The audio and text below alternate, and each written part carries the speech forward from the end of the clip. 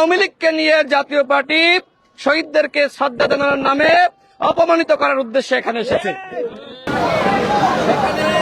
শ্রদ্ধা জানানোর নামে শহীদদেরকে অপমানিত করার জন্য আসতে পারলো।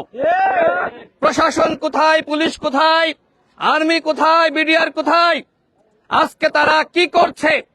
এইভাবে যদি শহীদদেরকে অপমানিত করার জন্য ফ্যাসিবাদের দোসররা এই বুদ্ধিজীবী কবরস্থানে এবং এই বেদিতে আসতে পারে, সেটি জাতির জন্য অত্যন্ত দুঃখজনক।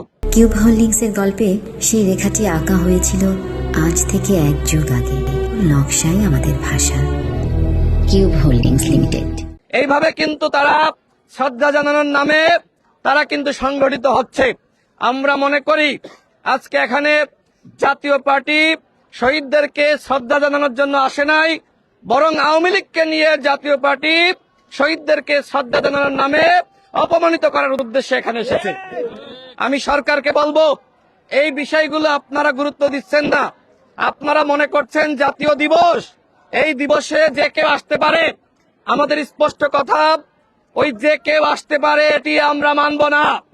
আমার ভাই হাদি হাসপাতালের বিছানায় কাতরাচ্ছে, আজকে তাকে হত্যার উদ্দেশ্যে গুলি চালানো হয়েছে। হাদি সম্পর্কে আপনারা সাংবাদিক ভাইরা জানেন, একজন মেধাবী সন্তান। যেমনি ভাবে স্বাধীনতা অর্জনের আগে 14ই ডিসেম্বর এদেশকে মেধাশূন্য করার জন্য পাকিস্তানের এবং ভারতীয় দোসররা সম্মিলিতভাবে চক্রান্ত করেছিল।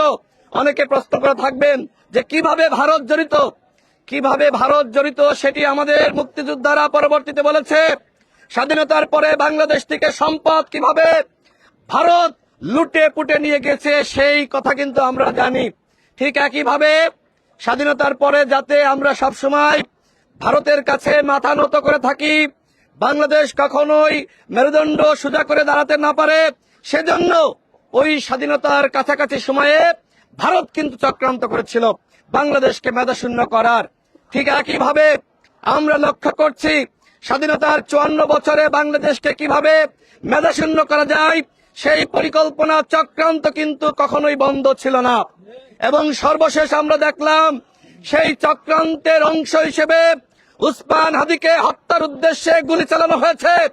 সরকারের উদ্দেশ্যে বলতে চাই, আপনারা কিন্তু এখনো পর্যন্ত আসামিদেরকে গ্রেপ্তার করতে পারেন নাই। স্বরাষ্ট্র উপদেষ্টা আপনি কি করছেন? আপনি যদি এইভাবে দায়িত্ব পালন করতে না পারেন, দায়িত্ব ছেড়ে দেন। প্রয়োজনে ছাত্র জনতা ঠিক করবে বাংলাদেশের স্বরাষ্ট্র উপদেষ্টা কে হবে। গণঅভ্যুত্থানের সময় আমরা ঠিক করি নাই যে বাংলাদেশে শেখ হাসিনা আওয়ামী লীগ থাকবে কি থাকবে না। ঠিক একইভাবে আজকে আপনারা দায়িত্ব পালন করতে পারছেন না। এইভাবে সুষ্ঠু নির্বাচন কোনোভাবেই করতে পারবেন না।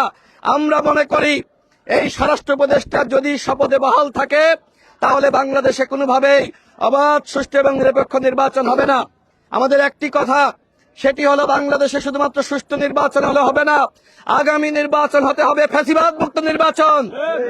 সেই নির্বাচনে আওয়ামী লীগ, জাতীয় পার্টির 14 দল তারা কোনো অংশ নিতে পারবে না।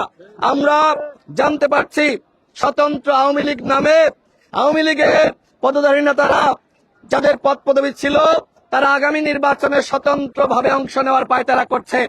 আজকে 14ই ডিসেম্বর আমরা স্পষ্টভাবে বলছি, আমরা শহীদদেরকে আমরা অনুসরণ করি, আমরা তাদেরকে সবসময় শ্রদ্ধা করি। আজকে এই দিবসে আমরা শপথ নিয়েছি, যদি সরকার আগামী নির্বাচনে জাতীয় পার্টির 14 দল ফ্যাসিবাদের দোসরদেরকে জায়গা দেয়, তাহলে এই সরকারের বিরুদ্ধে আমরা আন্দোলন গড়ে তুলব, নির্বাচন কমিশনের বিরুদ্ধে আমরা আন্দোলন গড়ে তুলব। আমরা বিপ্লব করেছি। গণ অধিকার পরিষদ কিভাবে জন্ম নিয়েছে আপনারা সবাই জানেন। এই বাংলাদেশে 18 সালের কোটা সংস্কার আন্দোলন আমাদের নেতৃত্বে সফল হয়েছে এবং এই কোটা সংস্কার আন্দোলন গণ অভ্যুত্থানের প্রেক্ষাপট। এই প্রেক্ষাপট তৈরি করতে গিয়ে আমি নিজে 15 দিন রিমান্ডে নির্যাতনের শিকার হয়েছি। গণ অভ্যুত্থানের সময় আমাদের 11 জন শহীদ হয়েছে, আমাদের অসংখ্য নেতৃবৃন্দ গুলিবিদ্ধ হয়েছে, আহত হয়েছে। সেই শহীদদের রক্তের শপথ বাংলাদেশে আওয়ামী লীগ, জাতীয় পার্টি, 14 দল কোনো রাজনীতি করতে পারবে না, তারা নির্বাচনে অংশ নিতে পারবে না।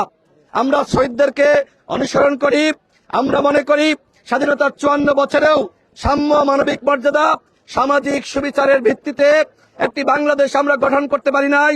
24 আমাদেরকে সুযোগ দিয়েছে, সেই সুযোগ অবশ্যই কিভাবে আমরা সম্পন্ন করব সেটি নিয়ে প্রত্যেকটা দলকে ভাবতে হবে।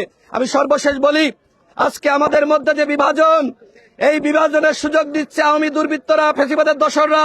সুতরাং বিএনপি, গণ অধিকার পরিষদ, জামাত ইসলাম সহ বাংলাদেশের প্রত্যেকটা দলকে বলবো, যারা